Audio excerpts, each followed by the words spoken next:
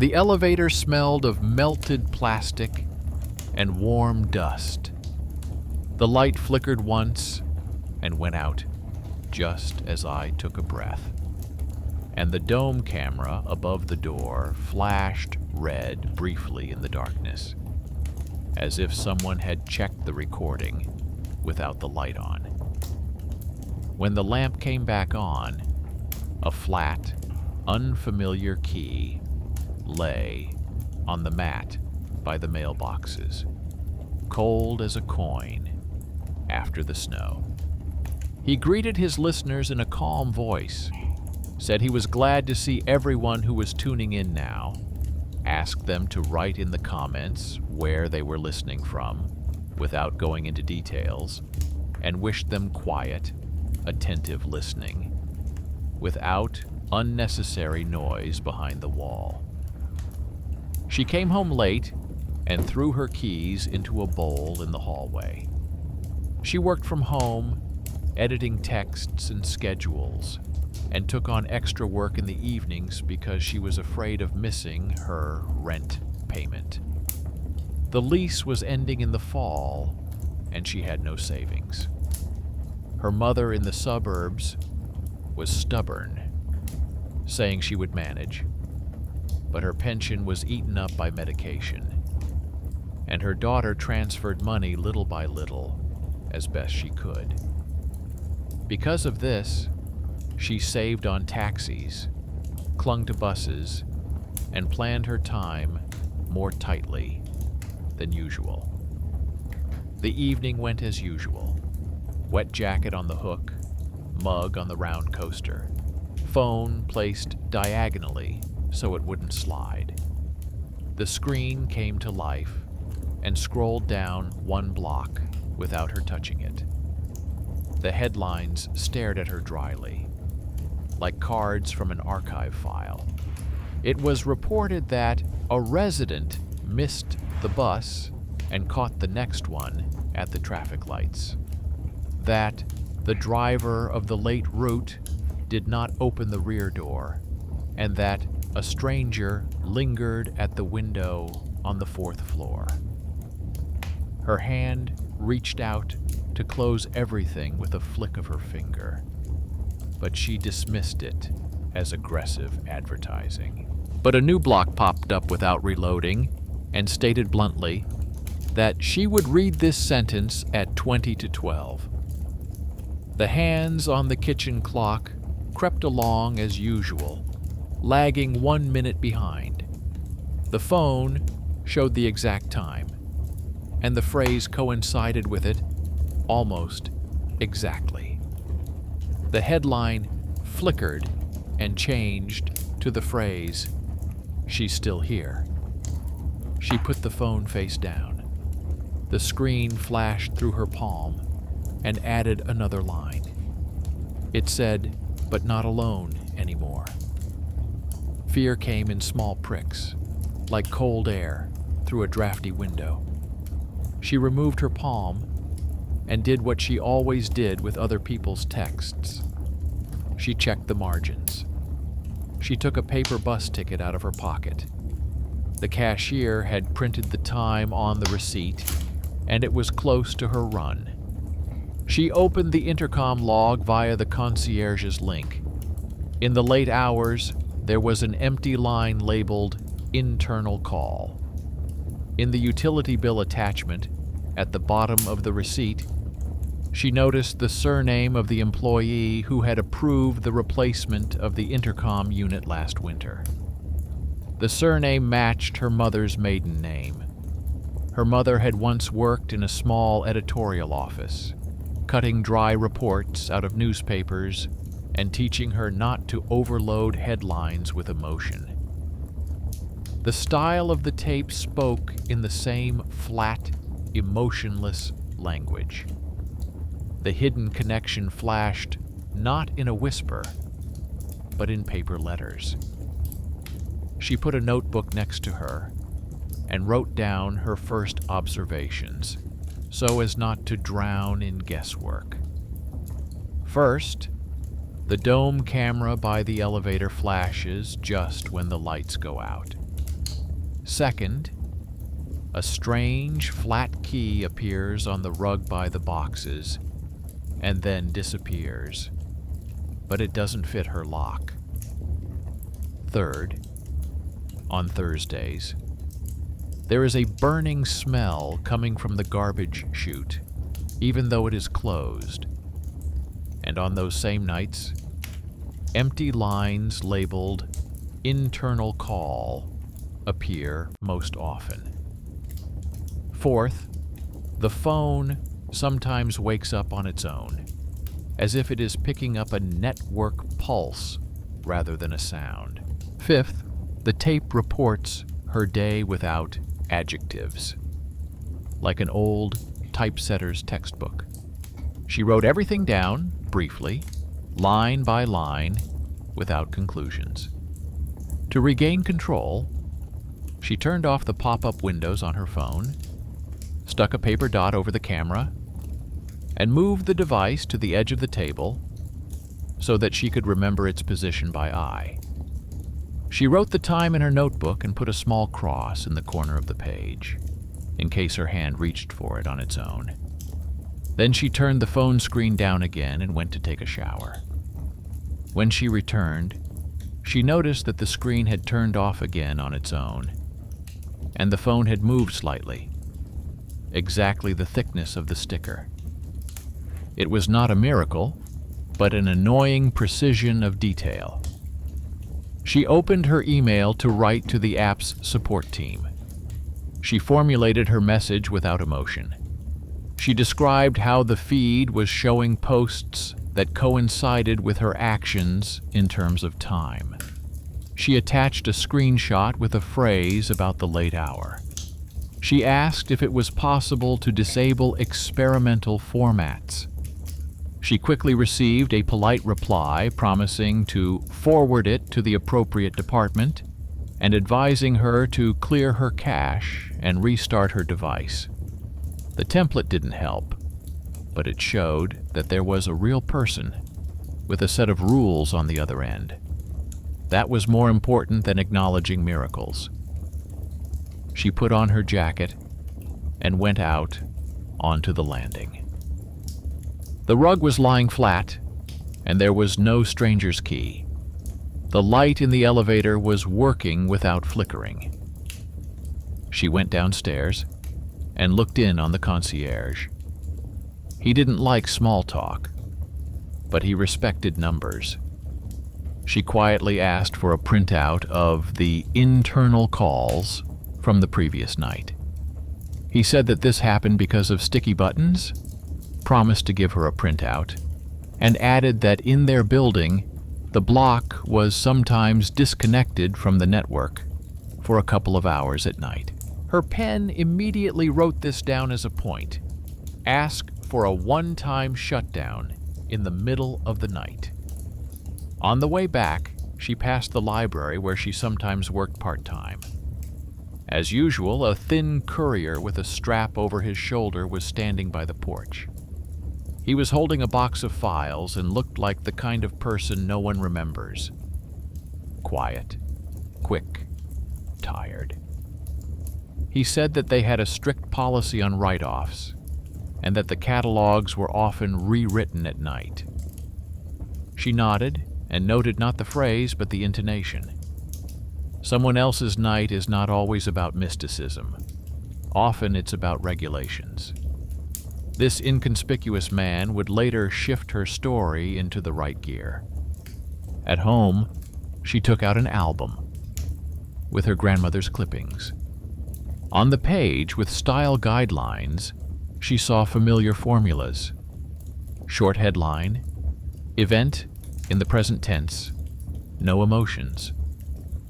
Next to it lay a notebook with her notes from today. The style of the tape was as if it had been stitched together with these pieces of paper. A path back formed in her mind.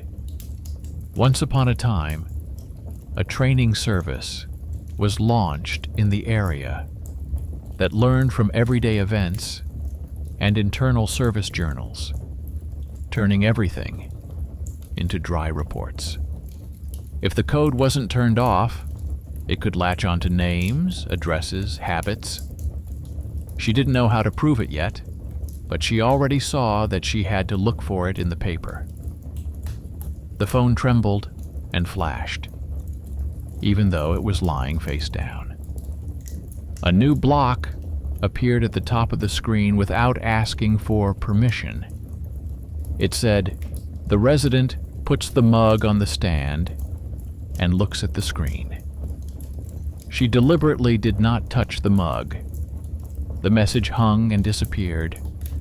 Her anger cooled and turned into cold work. She took small round stickers out of the drawer, the kind used on folders, and stuck one of them to the edge of the phone. In her notebook, she noted, "The sticker is sticking. The shift is exactly one sticker." She needed a few days of facts to talk to those who had access to the service lines. The night promised to repeat the trick. She switched the phone to airplane mode in advance and left it on the table under the lamp. The lamp was warm, the table was dry, and on the table was a piece of paper with 3 words: "Don't look right away." She went to bed.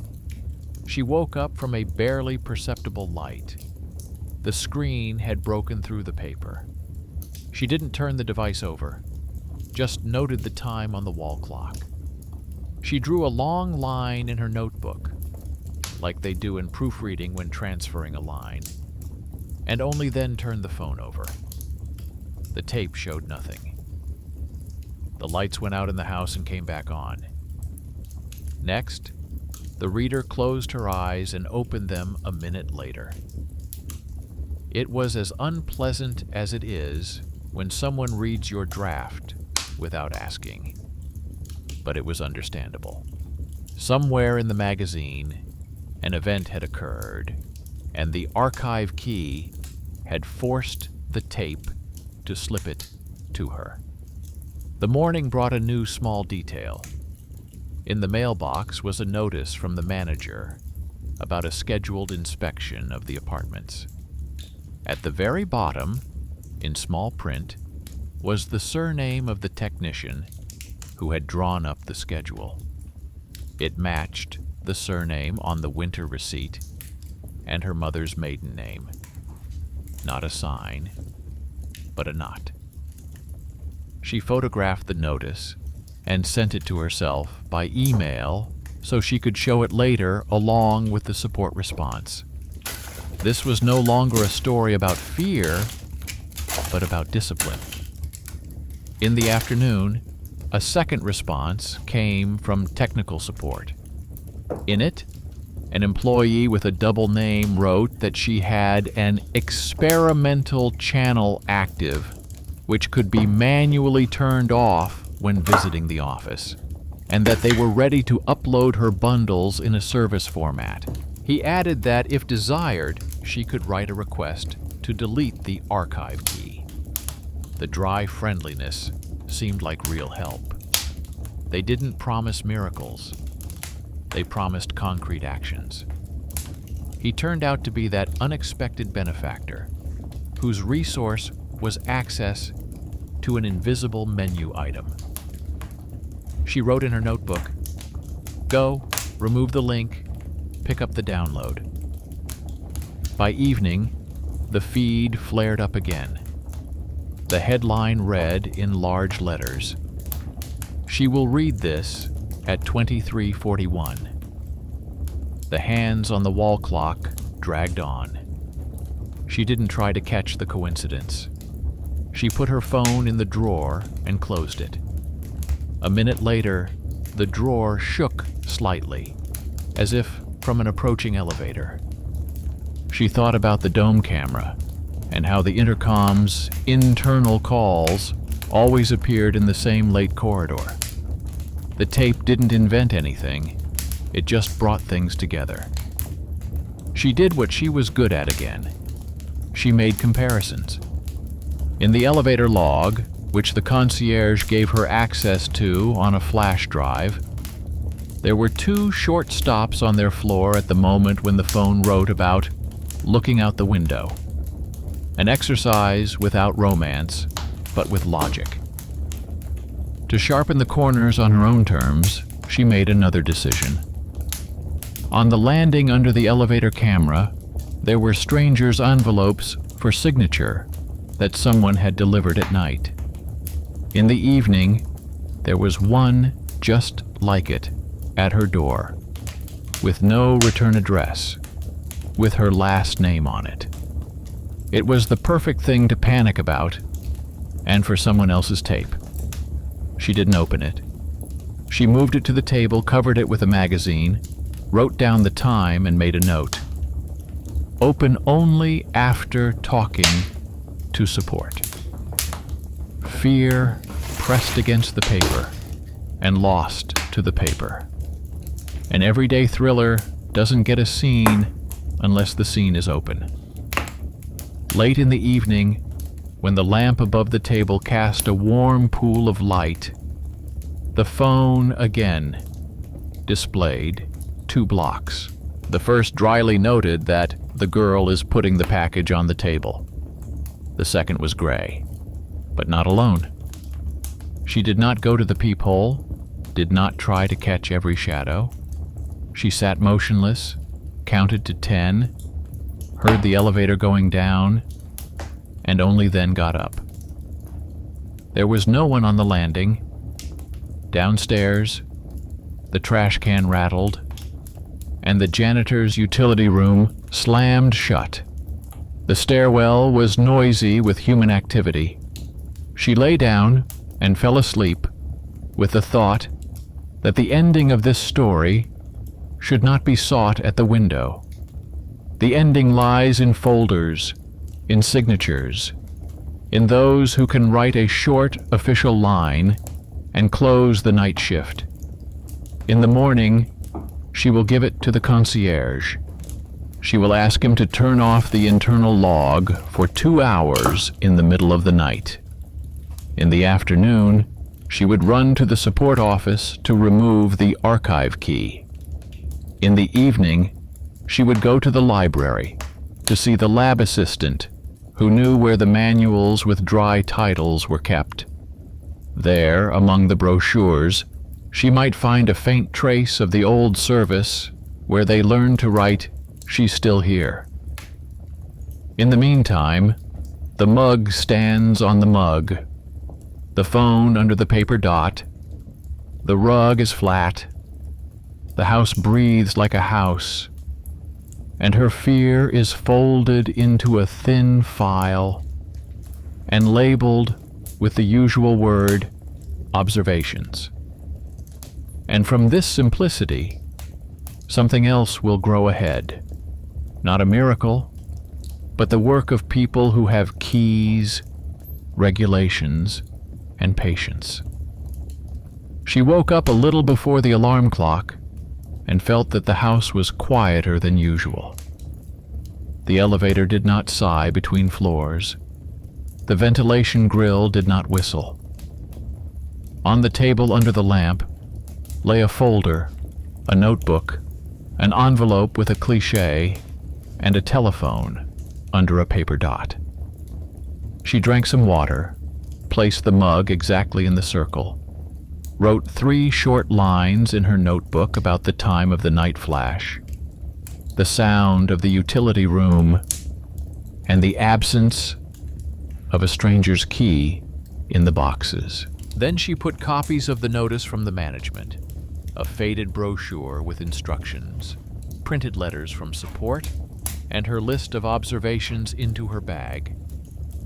She left the envelope with the cliché on the table, covering it with a clean towel. It could wait until evening. First, the staircase. The concierge gave her a paper printout of the internal calls for 3 nights.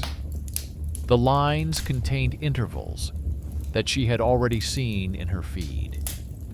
He said he could manually shut down the node for 2 hours in the middle of the night. but he needed an order from above. She thanked him and left him an internal memo with 2 requests. She asked for temporary mode for the next 2 nights and noted that during that time she would take the evidence to the support office, where they were ready to remove the archive key. He nodded without saying a word and put the note in a gray folder. This quiet gesture was more helpful than a loud promise. Then, the office. The lobby smelled of paper dust and tea. The employee from the letter came out quickly, showed that her device was indeed connected to the training channel, and offered to remove it with her confirmation. He worked with careful precision, opening service windows, showing fields, explaining which channel pulled events from the elevator camera, which from the intercom, and which from old mailings. He said he could export the history to a file, so she would have a copy on hand and send a service note to the archive, where the key with her mother's surname was listed. He also noted that in such cases, it was better to ask the manager to close the night log, otherwise the system would still fill in empty lines. She signed a short consent form for the disconnection, and he, without any fuss, removed the link, set a ban on auto-connection, uploaded the archive to her email, and printed out a single page with a list of channels. This was an unexpected benefactor in a working guise. Access, accuracy, no mysticism. While he was printing, her phone, which was lying face down, vibrated. She turned it over and saw an empty feed with no personal posts. At the top was a polite system notification about a change in settings. Below were the usual city news stories with uneven headlines where adjectives and tiny punctuation errors had returned. The silence in the black glass ceased to be an eye. Returning the papers, the employee said that he would send a memo to his colleagues to clean up the archive of same-name links. He said this neutrally, like a conductor closing the doors of a train car on schedule. That was exactly what she needed. On her way back, she stopped by the library.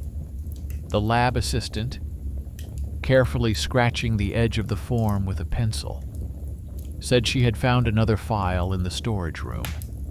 It described a pilot training notes and directly mentioned a connection with intercoms, elevator video footage, and weather sensors. At the bottom was the signature of the technician with the surname she had already seen on the receipt, and a small note saying, "Use training addresses only."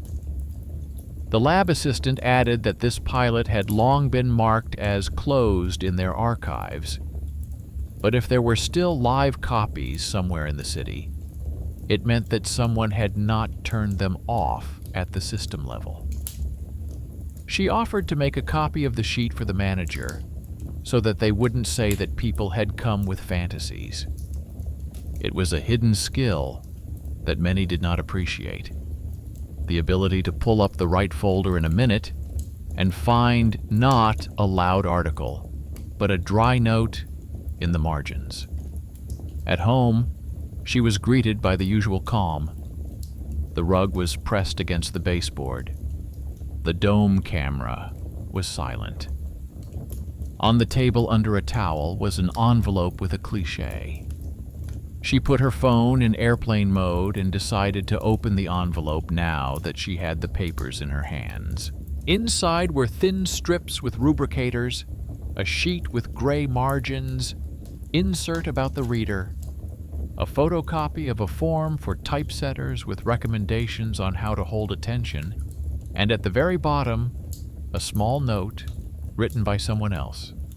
It was written in cylindrical paste, saying that if there were any complaints, delete the test, return on paper. The phrase turned out to be the very bridge from myth to reality. The fear did not go away completely, but it ceased to control me. She laid everything out on the table in 3 piles: papers for the manager, copies for the library, and printouts for support. She put her observations with dates and times in a separate file. In the evening, she took the set to the manager. He read it quickly, marked the place with a pencil with the note, "Only training addresses," said that he would give orders to close the internal log for 2 hours in the middle of the night every day for a month, and called the concierge in front of her. The concierge, who usually spoke briefly, confirmed that he would do so. A line about the nighttime lock appeared in the log. It was one of those dry decisions that change the rhythm of a house better than any ritual. She returned, turned on the kettle, and for the first time in many days left the phone without paper. The tape did not shine a personal spotlight on her. Above, the usual city chatter continued. In the middle, there was a note about recruiting volunteers to sort through old files. She smiled and added an evening at the library to her to-do list. Everything seemed simple until, late in the evening, one of those strange little things that don't like to go away happened. The light in the elevator went out briefly, and somewhere on the landing, a heavy door slammed. The phone, though still without any personal touches, came to life for a second and displayed a notification from the intercom app. It said that internal calls are blocked. This dry phrase weighed on her heart more lightly than any poetry. She woke up at night and heard not emptiness, but her familiar home. The ventilation was working smoothly, the elevator wasn't jerking, and the utility room wasn't rattling with iron. In the morning, the same courier was sitting downstairs by the door, tired, attentive, with a box on his knees. He showed her the stickers marked "Return," where a fragment of that glorious surname was hidden in the corner. He said that during the night, he had received a call from an internal line asking him to leave the packages for signature on the landing. But he was now refusing to do so until the manager confirmed the customer. There was no heroism in his voice, only straightforwardness. With that one move, he cut off the path that strangers' cliches had been taking to her door. An underappreciated hero, whom no one at home called by name, had put up a simple barrier. After that, it was like a painstaking cleanup. The manager sent a letter confirming the daily, nightly blocking of internal events. Support sent her a file with the channel dump, and a note that the archive key had been removed and the same name bundles had been removed. The lab assistant took the printouts for the fund to file with the pilot training notes case and wrote "Done" in the margins. The date, her signature, and a short note. The concierge posted a discreet notice at the entrance. Packages requiring a signature are not accepted at night. Elevator records are not used in third-party services, and questions should be addressed during business hours. The dry lines took their place, and fear slid to the edge like water in a full glass. It remained to see what the tape was still capable of, deftly placing words where silence was desired. One evening, when she was about to close the folder and go to bed, the tape showed a block with a dry phrase. It said that she would read it at 10 minutes to midnight. Then, a small gray-pale insert. She is still here. And almost immediately, but no longer alone. The system no longer supported this formula, but it still clung on by inertia. Now she heard something else in these words. Not a stranger's breath in the stairwell, but the names of the people whose hands had closed the old chains. The employee with access, the lab assistant with brochures, the concierge with printouts, the manager with orders, the courier with a stubborn back, the mother with a notebook of samples. She really wasn't alone, but in a good way. To put an end to her little investigation, she returned to the envelope with the cliches. She took out one narrow rectangle and held it up to the light. On the back was a grid with cells, and at the bottom was a worn-out line. Insert about the reader in the absence of events. Many years ago, someone else's hand had written in large letters with a pencil, "Remove if they figure it out." She put the cliche back, took a small piece of paper with the same phrase out of the envelope, and hid it in her notebook. Not as a trophy, but as a reminder.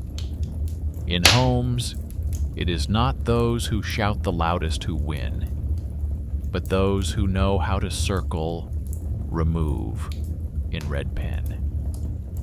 She turned the lamp back on and let the house calm down. Her notebook lay on the table with a list of 5 small things on the first page.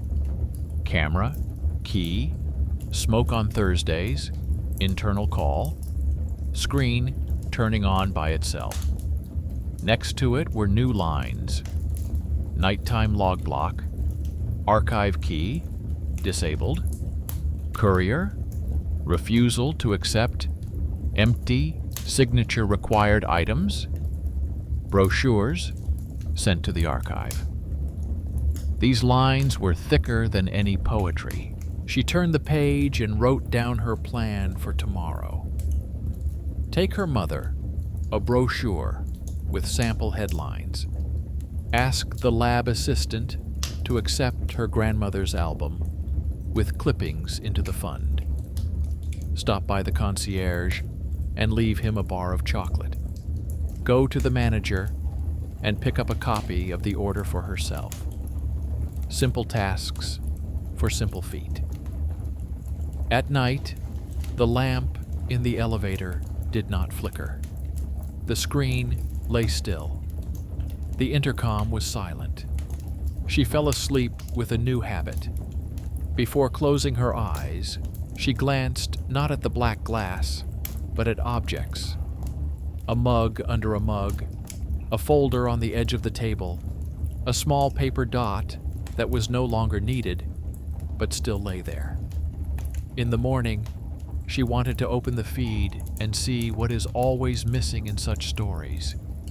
An ordinary day where no one has to be a hero.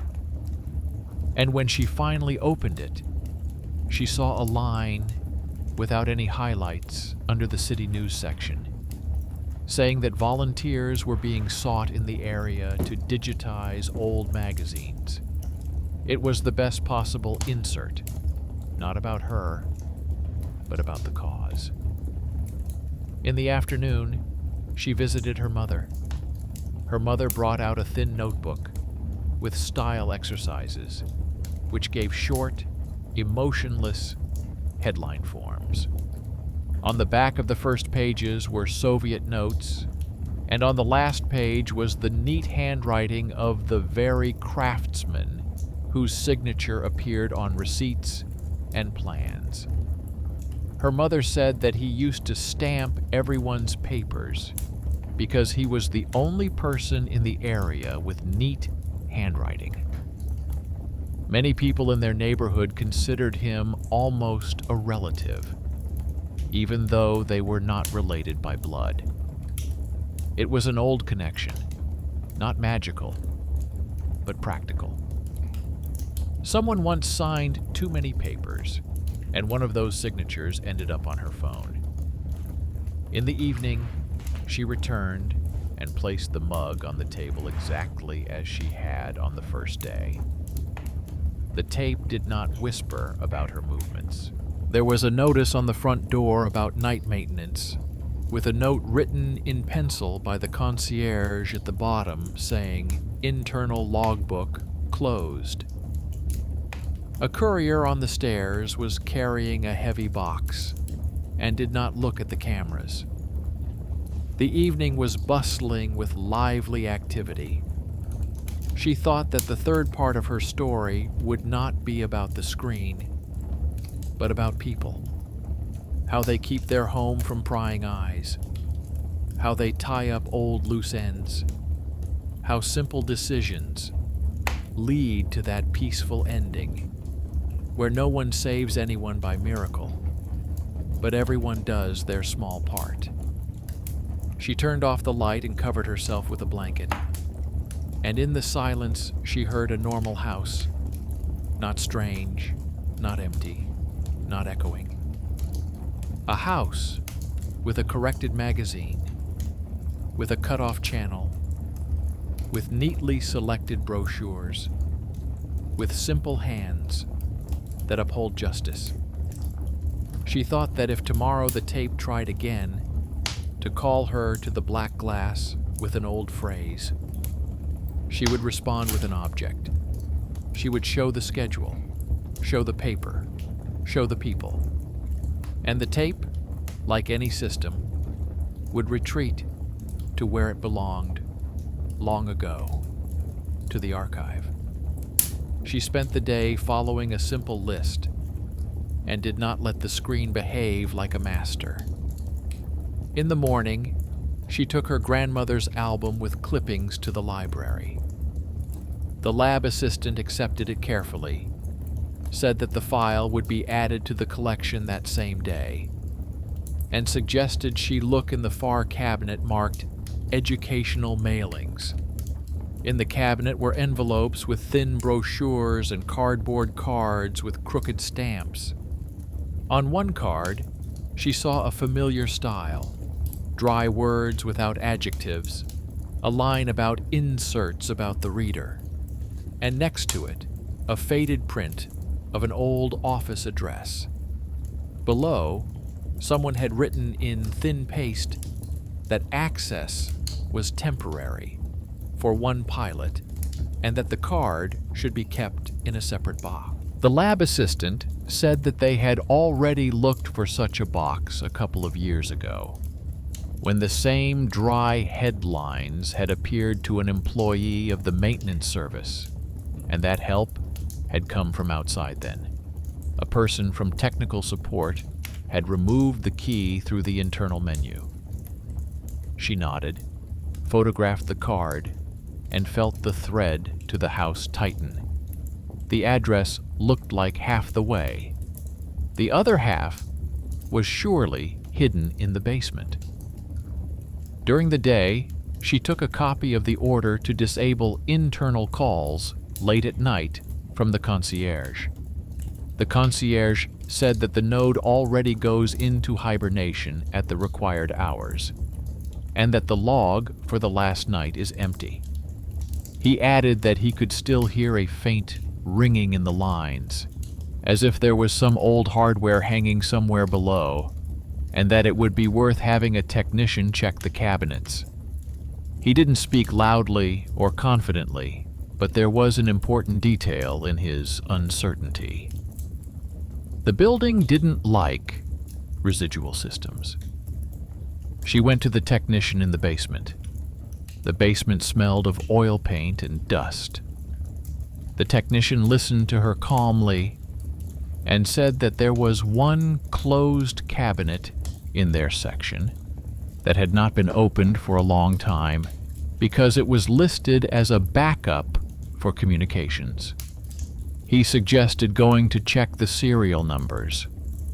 On the way, they passed a heavy door that rattled in the draft and a narrow corridor with cables.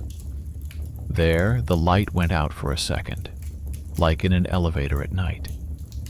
She noted to herself the repetition of the motif. Darkness loves short breaths. The technician opened one cabinet, then another. In the third, they found an old unit with a thin cooler and a faded sticker. The sticker bore the letters of the training service, familiar from the library cards, and the date of the pilot, written in words. A dim light bulb burned at the end. The technician said that the unit should have been removed long ago and that it was connected to a cable from the intercom and a thin pair from the elevator unit. He added that he would turn off the power, but before that, he needed to write down the serial number and contact those responsible for the archives. He looked at the old hardware without fear, as if it were an untidy corner. She took out a notebook and wrote down the serial number, word for word, without changing gears. She did what she would do with someone else's text. She checked the context. She took out her phone, turned on offline mode, but left local reception on to see if there was an open service page. A small window popped up on the screen with a gray field and the same dry letters in the title. The top line said, "Reader in close proximity." Below that was an indication of events, elevator, intercom, light sensor, and further down were pale inserts about the reader, marked as enabled. She looked at the device, showed him the open screen, and said that she could see the local node page. He said that now there was no doubt. The unit collects events and sends them out into the world. And when it is near a phone, it does a test ping. His voice was dry but honest. He said that according to the instructions, in such cases, you need to disconnect the power, remove the cables, fill out a report, and send the serial number to the archive. She noted in her mind that there would be no more vague words, only bolts and signatures. They disconnected the unit according to the rules. The technician disconnected the power supply, removed the pair from the intercom and elevator, put the cables aside and covered the unit with an empty box so that it would not glow in the dark. He said he would send a copy of the report in the evening and that, ideally, someone with a stamp should come and take the device to the warehouse. He added that he didn't like it when unaccounted for listeners hung around the house, even if they had once been training devices. She nodded evenly. She didn't feel a sense of triumph, just simple gratitude that the house was whispering less. They walked up the stairs in silence. At the door to the utility room, she was caught up by a courier with a strap over his shoulder. He said he had noticed yesterday's for signature notices on the landing, but had not accepted them and had taken them back, because now there was a notice from the manager hanging there. He added that he had seen old typewriting codes on the stickers, the same as on the brochures in the library. He smiled without joy and said that sometimes pranksters recognize their own in these codes and continue the game. He couldn't put it into a theory, but he knew how to make one clear move: not to bring them. And that move blocked the whole scenario. The house was particularly peaceful that day. The tape on the phone did not try to come between her and her things. Instead of dry headlines about her steps from above, there were the usual city trifles. But by evening, the screen still fluttered. It wasn't the feed, but the system that sent a dry notification. The archive key had been removed, the local nodes had been disabled, and the serial number had been transferred to the warehouse. She read it, put down her phone, and decided to put everything on paper. She sat down at the table and wrote 3 short requests. To the manager, to attach a copy of the act and the library card to the case, to support, to send her a full report on the removal of the bundles, to the library, to accept a set of copies from her for filing in the pilot case. The words were not alarming, but technical. The intercom was silent at night. The light in the elevator burned steadily. The dome camera did not blink, even in the dark. She slept as one sleeps after a long cleaning. Her ears still caught distant sounds, but her body no longer tensed at every rustle. In the morning, she opened the door and saw a thin white envelope with no return address on the doormat. Her heart responded with memory, but her hand did not tremble. She took the envelope to the table, placed it next to the folder, and opened it carefully. Inside was a piece of paper with a short official statement. It said, "We apologize for the inconvenience." And below that was a dry line stating that the use of real addresses in educational channels is a violation of the regulations. At the bottom was a surname with the same roots that ran through receipts, plans, and forms. She thought that justice sometimes looks like a boring piece of paper with an apology and the word violation. It's better than loud explanations. That same day, she came to the library for her volunteer hours. The lab assistant greeted her warmly and showed her an empty shelf where the files would soon be placed. She said she had picked up another box from the far corner, where they found 2 sheets with notes from the workshop master. He forbade the use of inserts about the reader in public publications and at real addresses. The sheets were old, but the signatures were legible. The lab assistant added quietly that such papers were rarely read to the end, and that it was precisely the little library hand that restored order when the big ones forgot. She took these words as a small medal for the inconspicuous. In the evening, she took her mother's notebook with sample headlines out of her bag. She and the lab assistant agreed that the notebook would go into the collection so that one day someone would not write dry formulas on the black glass of other people's phones. She realized that she had come full circle, from tape to paper, from paper to solved, from solved to shelf. There was still one unfinished thread, that very dry formula that surfaced at critical moments. She didn't believe that any attempt by the system to slip in "she's still here" would disappear forever. But now she knew how to respond.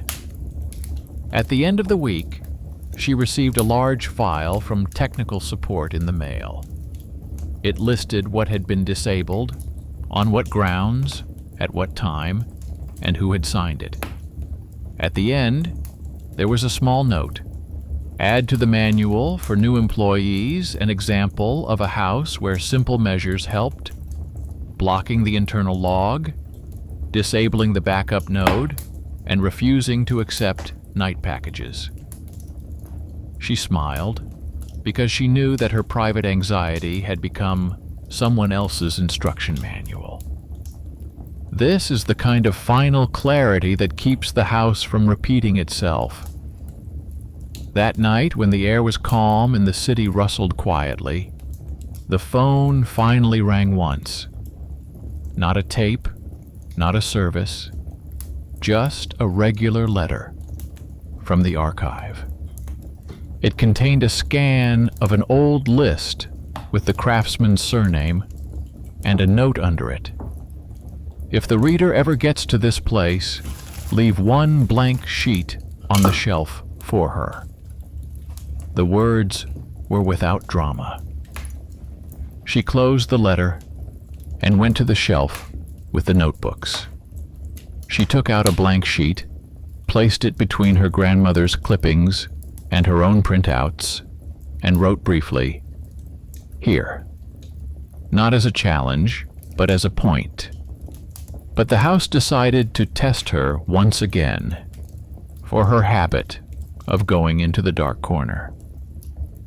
In the middle of the night, someone walked cautiously up the stairs. The rug by the door shifted by the width of a fingernail. The phone on the table did not light up. Through the peephole, she could see the courier carrying an empty box and going downstairs without looking around. He did his job that night as smoothly as she did hers. It was the right kind of neighborhood. Everyone was responsible for their own little piece of it. Fear went away to where unnecessary cliches lie and stopped propping up the door from the inside. In the morning, she found a tiny piece of paper with a handwritten note by the elevator. The note said that another old unit had been removed from the basement. The technician had managed to find its counterpart in the neighboring stairwell by its serial number. Both had been sent to the warehouse. Below was the manager's signature. He rarely signed his name, but in this case, he felt it was important. She felt grateful to the people who got things done, not with words, but with a wave of their hand in front of the number.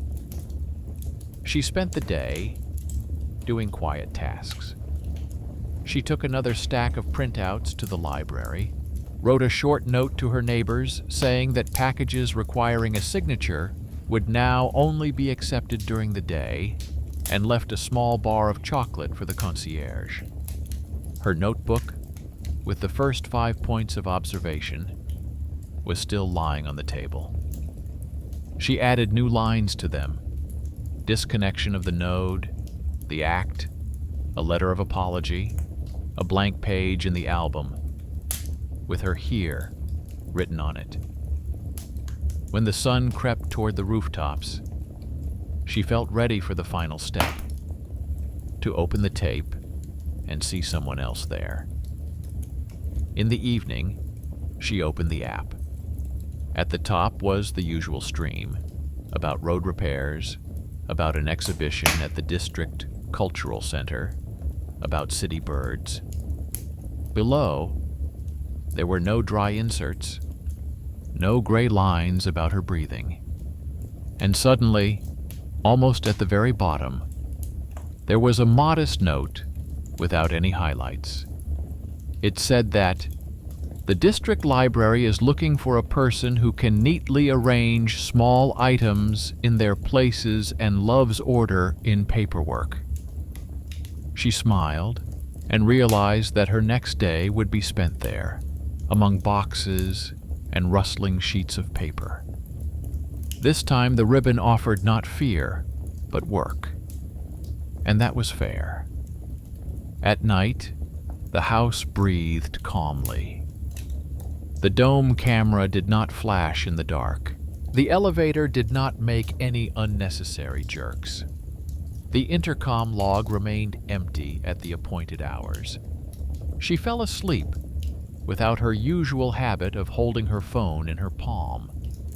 And in the morning, she wrote the last 2 words before the finale in her notebook, "Live on," and she added a third, "together." Not because the terrible thing had disappeared, but because the terrible thing now had a counterweight: people, papers, and simple actions that kept history within human limits. The next day, she lived by her list and still caught small echoes, as if the house and the city still retained their momentum.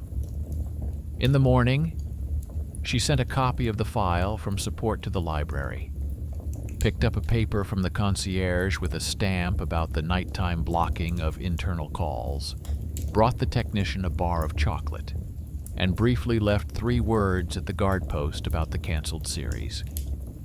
The day was uneventful until the evening, when the screen of the city display at the bus stop near her house flickered. For a few seconds, the usual forecast and road repair announcement appeared, and then, without logos or decorations, a dry message slid across the screen.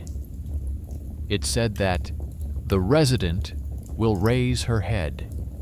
Her gaze, as if on purpose, rose. It wasn't a phone, it wasn't an intercom, and it wasn't a library. It was City Hardware, which had its own schedule. She felt a slight chill, like in the basement by the old closet, and remembered the technician's words about residual nodes. If one was turned off, it meant that there was a paired one somewhere nearby. She didn't make a scene. She wrote down the time on the display, the stop number, the weather, and the smell of hot plastic from the case, similar to that of an elevator. She went home and got a folder. At the very end of the letter from support was the business address of the center that dealt with city screens. They asked to report malfunctions with a fixed time stamp. Her discipline led her to do just that. She attached 2 photos, one with the usual display tape, the second at the moment when the word resident slipped. She wrote down the exact minutes in words. At the top, she briefly stated that the old training unit had already been removed from their house and that a pilot's serial number had been found in the basement. The letter was sent without hope, like a receipt. The house was quiet at night. The phone was silent. The tape did not come out with the reader. The next morning, a response came from the city center, and the response was human. They asked her to come with the papers because they know how to turn off the screens. But they don't like to do it on someone else's faith. She put the technical report, a printout of the correspondence with support, and a card from the fund with a note about training addresses in her bag, and went. The center was located in an ordinary building with linoleum floors and the smell of toner. At the counter was a young intern, thin, with alert eyes that usually made people want to look away. His eyes were that hidden resource. They saw what the dotted reports did not. The intern opened her letter on his monitor, checked the photo, carefully enlarged the time codes, and said that on their side, the screens should not read such formulas. He called the shift engineer, who pulled up the archive and found the old route for mixing the pilot into the test group of the scoreboard. Inside, it said that in the absence of new events to keep viewers' eyes on the screen, short, neutral inserts about the reader could be used. Next to it were the same letters that were on her cliché. The intern did a simple thing that the big guys often don't have time for. He crossed out the reference to their stop and put a ban on the entire area based on a key set of surnames. Then, without waiting for orders from above, he pressed the internal button, "Take off the air for verification," and wrote down the number of his request on a piece of paper. Not a hero, not a boss, just a little guy, but with the necessary courage and skill to look at the lines. The two of them went out to her stop. The display flashed, showed a blank gray screen, then returned to the route map. Not a single insertion about her. To be sure, the intern called his colleagues at the neighboring node and asked them to clear the cache in the upper layer for a minute.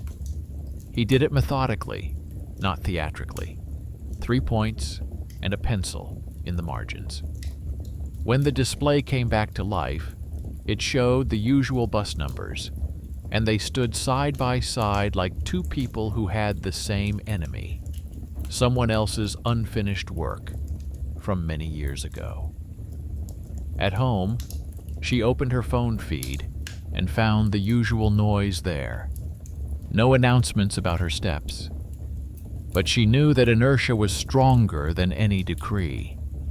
Systems always have an echo that stretches through a neighboring node, through a copy, through someone's "it might come in handy." So she continued her small steps. Once a day, she looked at the board and took a screenshot with her eyes.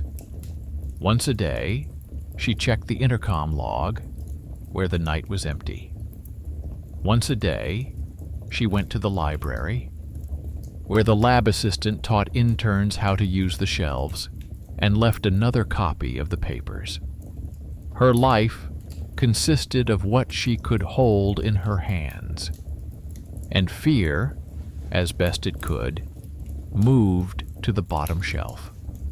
When the date of the inspection appointed by the manager arrived, she met the commission calmly. On the table lay reports, letters, and a printout from the city center. The support engineer attached his report. The technician showed the signed serial numbers. The concierge stood in the doorway and held a printout of empty nights. The courier brought a receipt for the return against signature and asked if it was possible to stick a large piece of paper at the entrance, clearly stating that nothing would be accepted at night. The manager nodded. The commission did not look at her eyes or her screen, but at the paper and the hardware.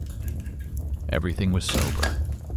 The apartment owner, who had cast wary glances during the first month, kept a neutral expression this time. He read about night blocking, about disconnecting the backup node, about removing the archive key, and closed the folder, saying evenly that the issues had been resolved until the next season. No one applauded. They simply removed the check mark from the protocol. And that was beyond any imagined denouement. She went out onto the landing and, for the first time in a long time, lingered at the window. Her eyes did not search for strangers' shadows. On the windowsill lay a small piece of paper with the word "thank you" written in pencil. The handwriting was not that of the support staff or the manager. It seemed to have been left by a teenager from their building, the one who was always riding his scooter and staring at the display board. He had recently told the concierge that he had figured out the QR code in the corner of the screen and understood how the pilot sucked up data. He didn't know how to write official letters, but he managed to show the intern where to take the application faster. Her story once again confirmed an important point. Sometimes the underrated hero is the one who can see one extra spot where adults have long since stopped looking. She went down to the basement and thanked the technician. He was already tightening the screw on the door of the empty cabinet where the unit had been removed. He said that all the pairs had been removed, and now they just had a pile of cables that would be taken to the warehouse. He caught up with her at the elevator, straightened a sheet of fire safety rules that had slipped slightly on the wall, and quietly touched the edge of the sheet with his finger, as if checking the level. This movement was the perfect ending to his role. Nothing superfluous, just enough to let the house breathe honestly. In the evening, in the library, the lab assistant handed her a small gray envelope. Inside was a faded note from the days when her mother was just learning to write short headlines. At the bottom was the name of the workshop master, and a neat note that made her feel warm and sad. No emotions does not mean no people. This line was more accurate than any moral. She put the note in her album between her grandmother's clippings and current printouts.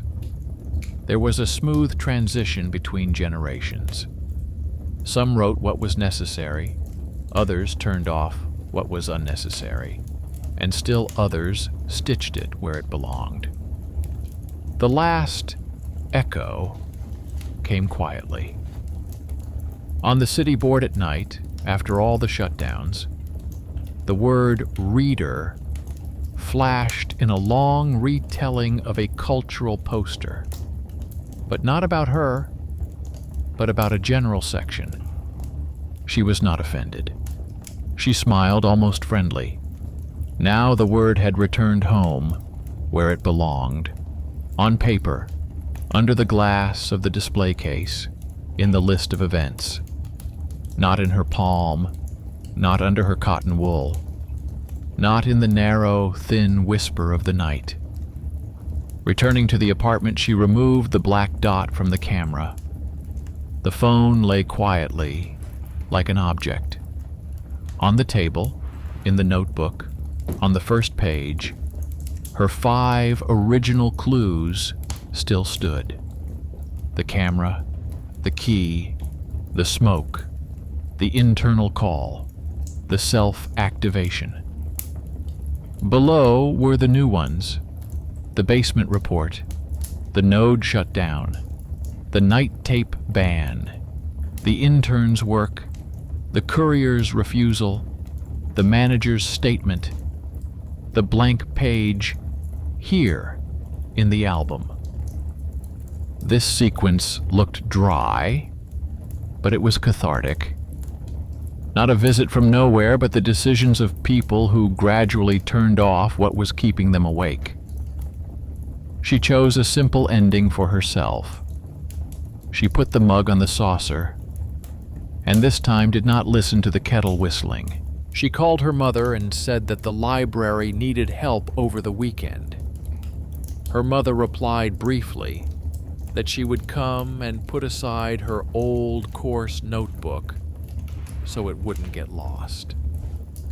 At that hour, the courier was carrying a box of soft paper up the stairs. The concierge signed the logbook for an empty night. The intern clicked through the checkboxes and wrote a short analysis of their case for the manual. The technician was finishing the write-off and waiting for a car from the warehouse. The manager sent a copy of the order to the owner so that he would not have any unnecessary worries. Everyone in their place did as much as their skills and authority allowed. So for the first time in a long time, a big, quiet we appeared in her life. Before going to bed, she opened the feed for the last time without her usual caution. At the top was a banal set of news items. Below was a short, neutrally worded note saying that an exhibition about the invisible work of people has opened in the district library, and next to it was a photo of a shelf with bound volumes. In the photo, you could see the edge of a blank page in her album. She turned the page and closed it. Her story was no longer news, even to her. She simply waited for the moment when the horror returned to the object and stopped looking at her. At night, the elevator passed her floor and did not sigh. The camera by the elevator did not blink in the dark. The intercom unit slept in its usual 2-hour corridor. The display at the bus stop showed the time until the bus and other people's useful things. The house breathed like a house. The screen was silent, like an appliance. In the morning, she wrote the last word in her notebook and never opened the evidence section again. She put the notebook away with her albums, took her canvas bag, and went to the library. Her path to justice took no miracle and no cry, but a chain of small decisions and other people's hands. And in this there was a quiet human happiness. To live, not to be a hero. And to know that if something started whispering from the black rectangle again, she had a plan, people, and a table on which there was always a clean sheet of paper.